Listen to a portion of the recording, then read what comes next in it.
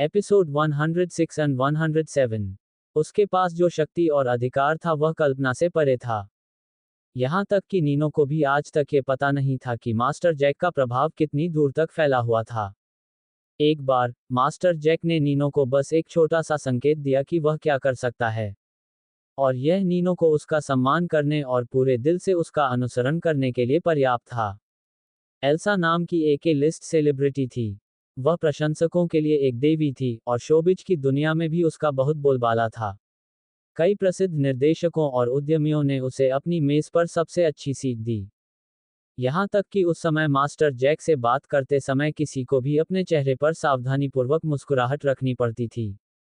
जाहिर है, master Jack के शोबिज में कई महिला हस्तियों के साथ संबंध थे। उनके बारे में तरह तरह की अफवाहें और अलिखित नियम थे। इंटरनेट पर इनकी भरमार थी। तो आखिर हुआ क्या? ओल्ड मास्टर जैक के पास कहने के लिए बस एक ही बात थी। अगर किसी को कुछ और कहना है तो मैं खुद ही तुमसे निपट लूंगा। मास्टर जैक के बारे में हर बुरी अफवाह बिना किसी निशान के गायब हो गई, जैसे कि कुछ हुआ ही ना हो। ये सब इसलिए हुआ क्योंकि ओल्ड मास्टर जैक नाराज थे। किसी ने भी कभी ओल्ड मास्टर जैक को नाराज करने की हिम्मत नहीं की। बूढ़े आदमी की पूरे देश में अनगिनत मामलों में दखल थी। यहाँ तक कि कुछ बहुत ही खास क्षेत्रों के दिग्गज भी जैक से करीबी रिश्तेदार थे। जहाँ तक मास्टर जैक का प्रश्न है, वह परिवार की 3 पीढ़ियों में सबसे छोटे थे, तथा ओल्ड मास्टर जैक के सबसे प्रिय छोटे पोते थे। दूसरे शब्दों में कहें तो वह मूलतः राजसी व्यक्ति थे। यही कारण था कि नीनो का मानना था कि जब तक मास्टर जैक उसके साथ है, मिस्टर ठाने और जॉर्ज थॉमस का कोई मतलब नहीं है। जैक्स पागलपन की हद तक अश्लीलता से भरपूर धनी थे। अकेले मास्टर जैक की संपत्ति कई मिलियन रुपये थी, और यह सिर्फ उनकी निजी संपत्ति थी। क्या आप कल्पना कर सकते हैं कि उसके पास वास्तव में कितना धन था? नीनो, इतनी घबराहट क्यों? दूसरी तरफ से आवाज थोड़ी गहरी और कुछ हद तक मधुर थी, जिसमें रहस्य का भाव था। वहां मधुर, स्त्रियोचित हंसी और तेज आवाज में बजता हुआ हाउस संगीत भी सुनाई दे रहा था।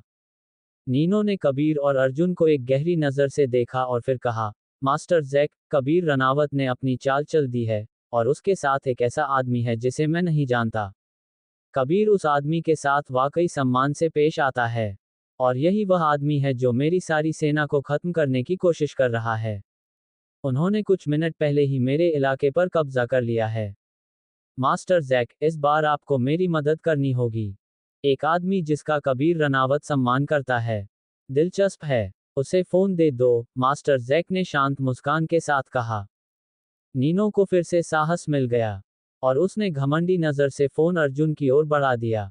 मास्टर कपूर, हमारे मास्टर जैक आपसे बात करना चाहते हैं। उनकी अभिव्यक्ति साहसिक थी और उनका रवैया अविश्वसनीय रूप से अहंकारी था। इस समय नीनो को ऐसा लग रहा था कि वह अजेय है। मास्टर जैक उसके साथ था। डरने की क्या बात थी? कबीर रनावत, जॉर्ज थॉमस, वे सब तो बस कूड़ा थे। ये सही था। नीनो सत्ता के नशे में था। उसके पास अपनी योजनाएं थीं। चूंकि मास्टर जैक पहले से ही उसके लिए खड़ा होने वाला था, इसलिए वह आज कबीर के पूरे इलाके पर कब्जा करने की कोशिश करने वाला था। अर्जुन ने शांति से फोन उठाया और रिसीवर पर हल्की हंसी सुनी। नीनो ने मुझे बताया है कि तुम और कबीर उसका इलाका हड़पना चाहते हो। आवाज में काफी आत्मविश्वास था। यह कोई सवाल नहीं था, बल्कि यह एक भद्दा मजाक था। इस समय पूरे बार में एकदम सन्नाटा था। किसी की भी हिम्मत नहीं हुई कि वह जोर से सांस भी ले सके। आखिरकार नीनो और कबीर की सेनाएं एक दूसरे के खिलाफ खड़ी थीं। अर्जुन ने भौहें उठाईं और शांति से कहा, जैक, मैं इसे ले लूं। दूसरी तरफ सन्नाटा था, जो अचानक एक ठंडी हंसी से टूट गया। अच्छा अच्छा, सोचो तुम मुझे पहचानते हो। तुम कौन हो? अहंकारी, असभ्य। अर्जुन ने शरारत से अपने मुंह के कोनों को सिकोड़ते हुए अत्यंत शांत भाव से कहा, मैं अर्जुन कपूर हूं। तमाचा। कॉल एक ही क्षण में समाप्त हो गई। ये काफी निर्णायक था। वास्तव में यह इतना निर्णायक था कि अर्जुन भी थोड़ा स्तब्ध रह गया। क्या वह बदमाश उससे इतना डर गया था?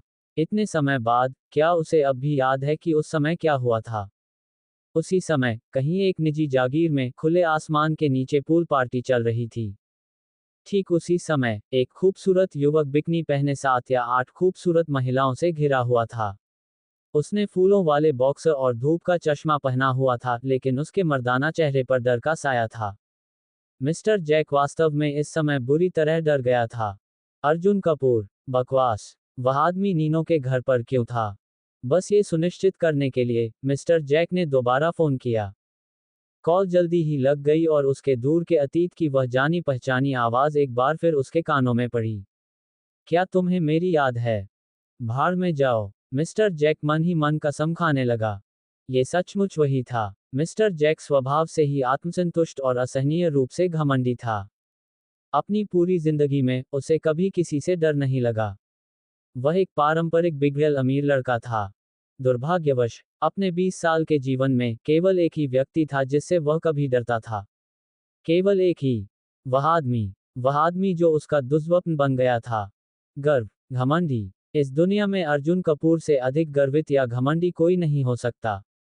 मिस्टर जैक को अभी भी याद है कि कैसे, इतने साल पहले, वह आदमी विशेष निकासी वाहनों के एक दल के साथ राजधानी शहर में आया था, जो उसके लिए यातायात साफ कर रहा था। पागलपन है ना? फिर भी ये सच था। ये सब इसलिए हुआ क्योंकि अर्जुन ने हाथ हिलाकर कहा था कि वह विदेश से कुछ अत्याधुनिक सैन्य उपकरण और तकनीकें विशेष बलों को उपहार में देगा। बस ऐसे ही, उच्च पोस्ट वाले अधिकारी उस होटल में आ गए, जिसमें अर्जुन ठहरा हुआ था।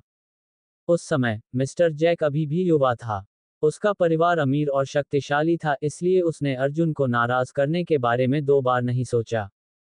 इससे वह कहां पहुंच गया? बूढ़े मास्टर ने विरोध करने की हिम्मत भी नहीं की। वह सिर्फ माफी मांगने के लिए मिस्टर जैक को साथ लेकर अर्जुन के पास गया। उसने मिस्टर जैक का एक पैर भी तोड़ दिया। ये सब इसलिए हुआ क्योंकि अर्जुन ने सहजता से सोचा कि क्या जैक को अस्तित्व में रहने दिया जाना चाहिए।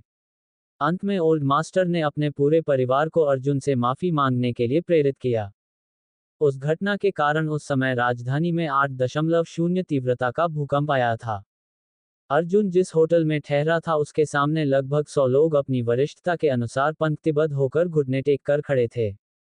ये सही था। बेदाग जैक्स, जो इस इलाके में व्यवहारिक रूप से राजसी थे, सभी होटल के दरवाजे के सामने घुटने टेक दिए और ओल्ड मास्टर खुद आगे बढ़ गए।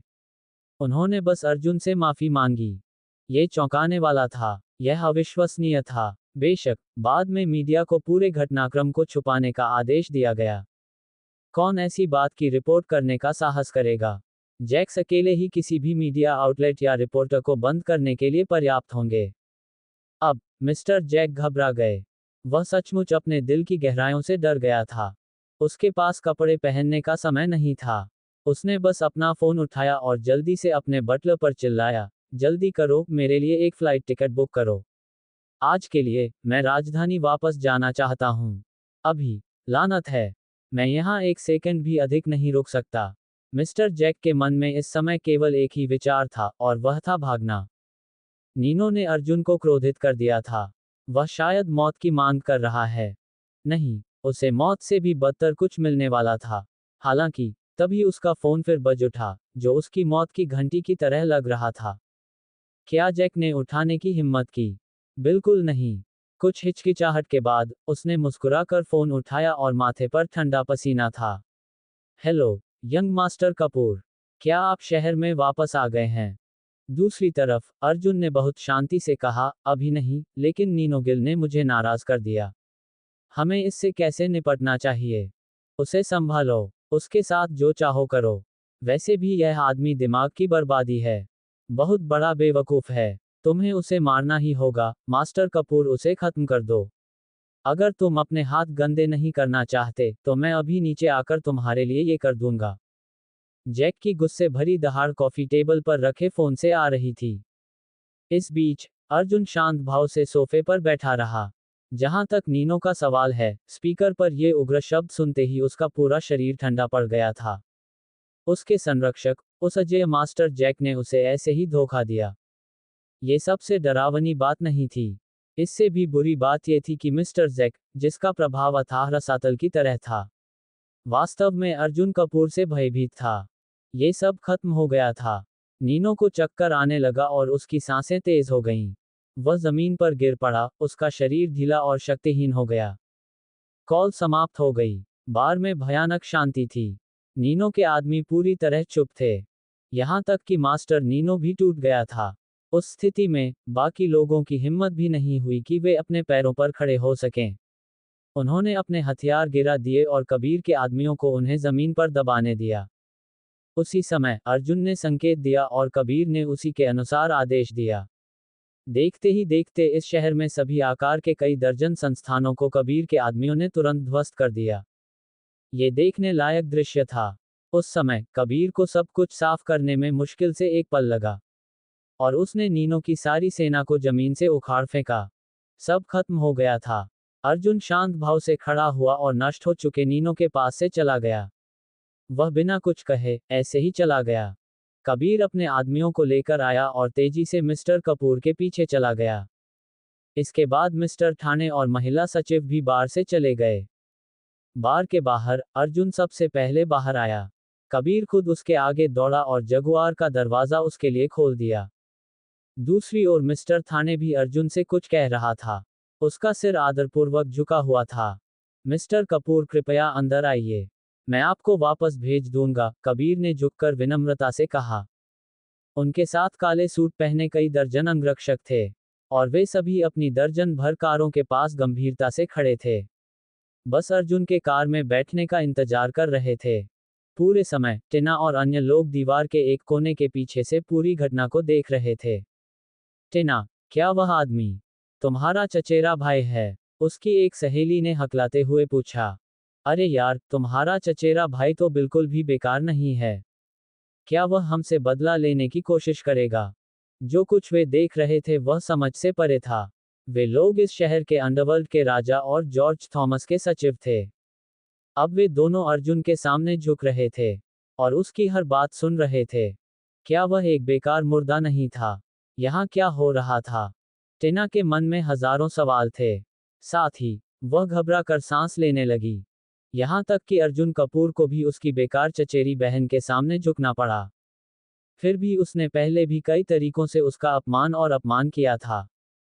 क्या इसका मतलब यह है कि पहले हुई BMW घटना भी वास्तविक थी? यह एक सपने जैसा लग रहा था। टिना और बाकी लोगों ने तभी राहत की सांस ली जब उन्होंने अर्जुन को कार में जाते देखा। हालांकि उनके चेहरे पर एक जैसी घबराहट थी।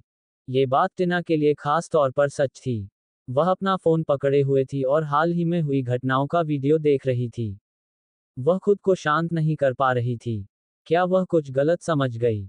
उसे सबूत चाहिए था। बहुत सोच विचार के बाद टिना ने अपनी चचेरी बहन अनिका को वीडियो भेजा।